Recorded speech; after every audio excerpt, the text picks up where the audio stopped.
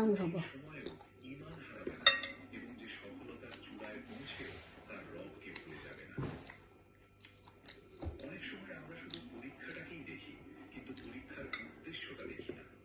আমরা ব্যথা অনুভব করি, কিন্তু সেই ব্যথার মাধ্যমে আল্লাহ আমাদের কি শেখাচ্ছেন সেটি উপলব্ধি করি না। হয়তো আজ আপনি এমন একটি পরিস্থিতির মধ্য দিয়ে যাচ্ছেন যা আপনাকে ধৈর্য শেখাচ্ছে।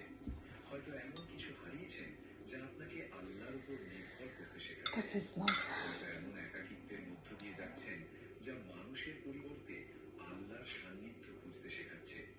আর হয়তো এই প্রতিটি অভিজ্ঞতাই আপনার আত্মাকে Yes. এমনভাবে গড়ে তুলছে যা আগামী দিনের জন্য অপরিহার্য। কোরআনের ইতিহাসের দিকে তাকালেও আমরা একই সত্য দেখতে পাই।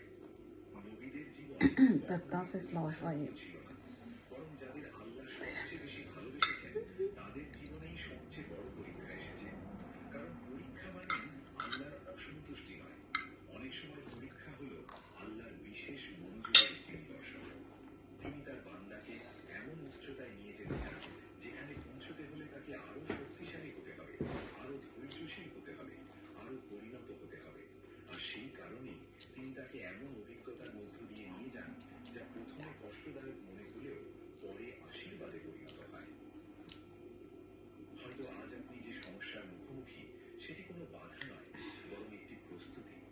হয়তো যে দরজাটি আজ বন্ধ দেখছেন সেটি আসলে আপনাকে ভুল পথে যাওয়া থেকে রক্ষা করছে।